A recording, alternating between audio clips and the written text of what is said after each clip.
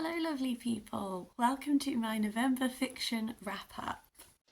Dooby dooby dooby dooby dooby dooby dooby dooby dooby doo. Dooby dooby dooby dooby dooby dooby dooby dooby Sophie vlogs. Small caveat just before I dive in is I have a cold, my partner has a cold, we're the best one in the world. I will not be able to edit out all of his sneezes, so we're just going to go for it. This is already horrendously overdue. I meant to record this a while ago, but I've had like back to back things, so we're just doing it today. Um, if you're interested in all the non-fiction books that I read for Non-Fiction November, I will include a link to that video down below, which is posted already. But for now, shall I just dive into all of the delights? I'm going to start with a very big book. This is Queer by Frank Wynne, which has the subheading LGBTQ Writing from Ancient Times to Yesterday. I got this for a steal. This was like £12, half price at, is it Portico Library? There's a small little library in Manchester that's very sweet. I will include a link to that down below as well. And it is an anthology of queer writing. It says from ancient times to yesterday, and the subheading made me think that there would be a lot more older writings, and it does begin with a few. So it begins with some Greek writing and excerpt from the Bible and that kind of stuff. But really, actually, I would say that the majority of this is quite contemporary slash modern, in which I mean there is a lot at the end that is from writers who are writing now, but also I would say that probably the most of this is from either 100 to 150 years ago kind of thing, which I actually found really great because whilst there was a lot in here that I did know, there was so much that I had from writers I've never read before. There was quite a good diversity in like global. I was about to say globality, and I was like, I don't think that's a word. What I'm saying is that the actual diversity of voices in this I really enjoyed, and I definitely felt like I have come away with lots of writers that I can explore. I think the inherent nature of an anthology is that some writings will really appeal to you and some won't, but I really appreciated the depth of different types. You know, there's non-fiction in this, there's fiction, there's poetry, there's prose. I thought it was a really great thing. I absolutely sped through it because I did most of the reading on a very delayed train. So this is me with this gigantic book being like, oh, my poor hands. But yeah, a really great read. The only ebook that I read this month was The Woman in the Library by Sulari Gentill. This was a really interesting narrative structure, actually. There are two sort of narrative viewpoints in this, and one of them is about this woman who is writing in this library when they hear a scream and a body is found, and she's at a table with three other people, and then this moment sort of brings them together, and then you become aware that that is a book that is being written by this other perspective, who is an author who is corresponding with this guy who is providing feedback on her work. You only get the emails from the man, you don't get the author's side of things, but he's giving feedback. And as this first plot goes along, you're trying to, it's the book that she's writing, but you're seeing how it's unspooling with solving the mystery of the woman in the library. But as this other story goes on, there is another sort of mystery, sinister aspect as well, which is being explored. And I did enjoy that framing for most of the book. I think as the narrative goes on, that framing loses its focus a bit because of how it's structured. It's always, here is a chapter from the book and here is an email response, and sometimes these chapters did not actually require an email response. You know, some of the email responses from this man by about midway through were less topical. They needed to be present for the structure, but they didn't really add anything like narratively from what they were doing both at beginning and end. So I think that is like my critique, is that inherent structure, which is like a cool selling point, also at times didn't wholly work. I think I enjoyed this most as a bit of a study of genre and that sort of side of it and structuring narrative and all that kind of thing. I guess the landing didn't like wholly work, but I did find it really interesting. And if you like reading mystery books, this is one of those which I would say to potentially read for that enjoyment of how a novel is structured and delivered. I don't know, I enjoyed that sort of aspect of it. I read a Christmassy book in November. This is a Toot Hansel Christmas Cracker by Kim M. Watt. As we all know by now, I have been reading the Beaufort Scales Cozy Mystery series. This is a series of short stories. Every single story builds off the other one, and it's all sort of centered around the 12 days of Christmas, and they are interpreted in different ways. One thing I love about this series that I think I have forgotten to mention in every single one of my reviews is I have talked about the delightful food writing, but I don't think I've told you that recipes are involved. So, like, at the end of every one of these books, there is a QR code that you can scan, which will take you to her website where there are recipes. With this one, every short story ends with a recipe that is related to something that happened in the short story, and that is such a lovely detail.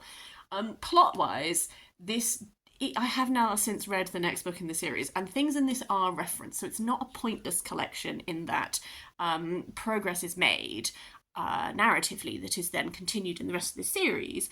I will say, I thought it was absolutely fine and enjoyable and a sweet little Christmassy read. It's not one of my favourites from the series, but that is not the function for which it serves. A big book that I read was The Last Hero by Terry Pratchett. This is one of these, it's not technically, it doesn't actually change anything to do with the lore of Discworld, but it is a lovely big like sort of art book. It has lots of different art styles throughout, like here is an example of one, and then a just completely other random page. So it's a very nice book to physically read, and I think the art did add stuff to it, and I really enjoyed it. The illustrations are by Paul Kidby. The text is obviously by Terry Pratchett. I don't remember if I said that. We are following Conan, who is, he's, as you can tell, he's a very old hero by now, and he has this band that was like his raiding party in the day, and he is doing this like last final sort of thing, you know, like it's him and all of his lads, and they want to go out on a blaze of glory, so they're going to like take down the seat of the gods, and Rincewind is kind of forced into trying to stop this from happening. It is a perfectly fun, enjoyable time. I like, again, this like playing around with awareness of genre is always really fun. I really like when Terry Pratchett does stuff to do with gods. There is a really fun sort of aspect of exploring fate and divinity and that kind of thing that I would recommend this for people who already like Discworld. This is one that, if you enjoy the series, will just be like a lovely addition. This is not where I'd suggest beginning, because I think it would benefit you to start with some of the ones that are like narratively more fleshed out. But as like a mini short story, it was really fab. A book that I have read for my Read the World project that I have going is Jamilia by Chingiz Aitmatov. This I read for Kyrgyzstan. It's such a small little book. I gave this one 5 stars actually, because you know sometimes just how a book is executed is just as, in my opinion, as good as it could be. Like, I just got really swept up in this little book. Jamilia's husband is off fighting in the war. She lives in the village with his family. The narrator of this is Sayet, who is her husband's younger brother, and he is very infatuated with Jamilia, and there's a really like sweet relationship between the two of them, but we sort of see through his eyes as she grows close to, I've forgotten his name, Dania, who is a man who's he's come home from the war because of injury, and we just see through these younger eyes this relationship that blooms between the two of them, and how it is sort of doomed in, you know, the inevitability of one day her husband will return, and small village life, you can't really always get away with things not being noticed, and all of that. I think what I loved about it was it's written in a very simple way, but I just found it really affecting. How Jamilia and Dania like bond is initially, like, he's a figure who people, because of his injury and stuff like this, he's sort of mocked a bit. He's like an outsider a bit. And initially, Jamilia sort of joins the crowd in this sort of teasing and that kind of thing. But then they connect because of how Daniel sings. And he sings, and it's like a revelation of who this man really is behind everything, and it's what makes them connect, but also this child also connects with them as a result of it. And one thing I loved is that, say, our narrator, like, he comes of age in this, but he comes of age in this not through his love of Jamilia. He comes of age through his love of the land and where they live. And it's like this singing unlocks in him an understanding of his culture and his people and the way that they are so tied to where they are from. And, you know, why are you fighting to defend this place? And what does this place mean to you? And what does this culture mean to you? And all of this kind of thing. So it's simultaneously like their love cannot exist here because of how society is set up and the judgment and everything, but also this child who comes to understand why the love of his people, the love of his place, like the descriptions of the natural world and all that kind of stuff. So it's such a small book, but I just found it really affecting, and it's literally under 100 pages. It's 96 pages, but I was reading it and I just got taken away, and I had such a lovely time. And that's why I wanted to do this project. Is I don't think I would have known that this book existed if I wasn't finding countries and researching authors from them and that kind of thing. But I'm so glad I read it because I really, really enjoyed it. I also read Pandora by Susan Stokes Chapman. Let's just take a minute. Look at these. Look at this. Beautiful. I'm doing that because I'm not sure I'm going to keep this book. Because I get rid of a lot of books. I either give them to people or I sell them, or that kind of stuff. This is it's not a Greek myth retelling, but it is inspired by the story of Pandora. Our main character, Pandora, called Dora for short. We're set in Georgian era London. Dora, her parents owned this antiquities shop, but they died in like an archaeological accident, and so instead it's now owned by her uncle, who makes bad financial decisions and is generally mean to her. She is an aspiring jewellery artist, but finding people to take her artwork seriously in this time period not really going well, and also not having as much money, etc, etc, etc. She meets this guy called Edward, who is working class, but he has a friend who is upper class, who essentially funds him. He wants to be accepted into the Society of Antiquities. That might not be the right name, but he keeps getting rejected. This vase comes into the possession of her uncle, and the two of them sort of join together because she thinks that he thinks he can make his name writing a paper on it. She wants to use it as like inspiration for her jewellery lines, and then she can become independent. Shenanigans ensue. There is sort of like a really interesting thread that runs throughout this, which is querying whether or not this vase has supernatural abilities, because there are things that happen in this that appear to be slightly beyond the realms of normal reality and that kind of thing, and I really liked that aspect of it. I think I was a bit disappointed in how all of this climaxes, in that I don't really feel that this sort of Pandora myth evocation kind of thing actually really amounted to anything, and that's a bit disappointing. I think what I really liked about this is the historic detail. It's fabulous. Like, I can tell that the author loves this time period, and the detail came across in like fashion and world building and all of that kind of stuff. That was really, really fabulous. So as like a historical fiction kind of thing, that side I really liked. As something that is drawing on Greek myth, I kind of wanted just a little bit more from where we ended up at the end of it all. I do think that it is atmospheric, and I do think it's like evocative and all that kind of thing. I don't think that it's one that I would reread, so I'm going to let this one go. But I enjoyed it, and it did do like a good autumnally kind of, you know, all of the atmosphere. I wanted more, particularly because it's a beautiful edition, but I don't keep books that I don't love, so someone else can enjoy that and love it. Penultimate book to talk about is Chorus of Mushrooms by Hiromi Goto. I did not just pick this up because it has mushrooms in the title, I promise. This was an interesting book. I enjoyed the reading experience of it, and I think I will continue to think about it. I would like to read more Hiromi Goto because I realised partway through this that I had actually read a short story of hers before because it's in the anthology New Suns, and that one coincidentally also involved mushrooms. So clearly, we're both on a wavelength with our enjoyment of that. This is following three generations of Japanese Canadian women, and the oldest generation is the grandmother, who we get narration from her point of view. Then there is the mother, who we never get narration from her point of view, but she's very much a presence in both narratives. And then we get the granddaughter, who we do get narration from the point of view of. So it's three generations, but we only see through the eyes of two of them. And narratively, this is not one of those, but this is more of like a character-focused book for sure.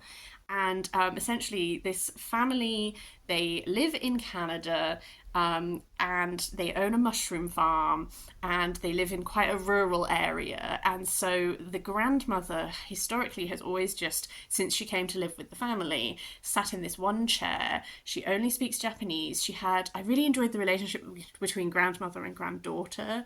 Both of them have like a fractious relationship with the mother, and that sort of becomes a central point that we explore a lot.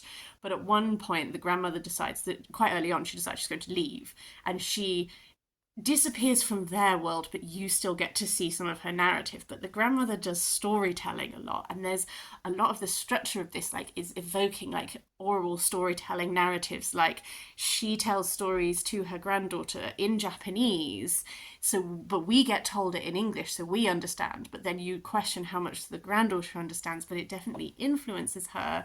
There's a really lovely part of this where the granddaughter connects with sort of Japanese food and learns how to cook it. And there's a real look at how I think a lot of the tension between the granddaughter and her mother comes from, and between the grandmother and the mother, comes from this experience of immigrating into a country and feeling the need to conform to that country so that you are not targeted and that your experience living there becomes easier.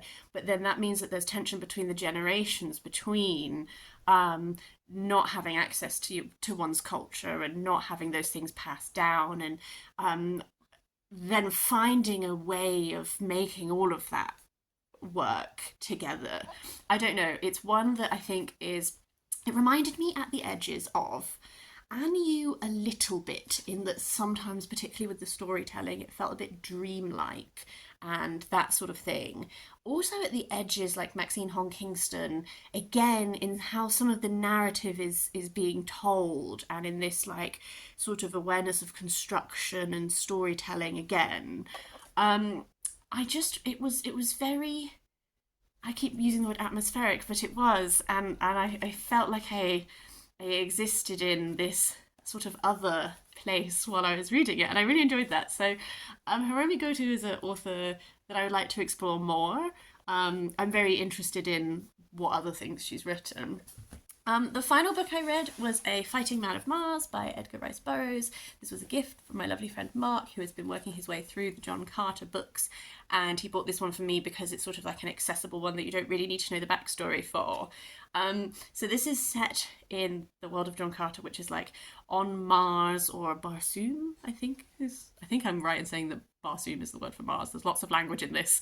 And we follow this guy who is in love with this fancy woman who's abducted, and then he goes on a little adventure to go save her, and encounters like this mad scientist who has this plan, and he has to stop it, and all this kind of stuff.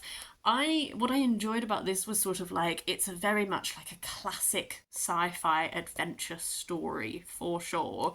There's some really cool world building, because it's very like episodic, in that like he goes to this place and he has this interaction and adventure, and then he goes to this next place and has this interaction and adventure. And I enjoyed that sort of world building. There's lots of like language and stuff. I have like an ongoing thing with Mark where he gives me updates, because sometimes we joke that like Edgar Rice Burroughs has both thought through the world building too much and not enough, because like Martians are just like humans, apart from they carry eggs, and I have so many questions about how that works. that all of the information I've received just makes me ask more questions. I don't think I'm interested in really exploring the series further per se. If I get a hankering for like a classic sci-fi adventure, I might dip into it again. But I think that this has satisfied me and I've had a fun time. But I'm not sure I feel the need to explore it fully. Like Mark is, he's reading all of them. Those are all the fiction books that I read in November. Cracking reading month. I had a really good time. I'd be really interested to hear your thoughts if you have read any of these. Please do leave a comment down below. I would love to hear from you. Otherwise, I hope you're having a lovely day and I will see you next time for something else.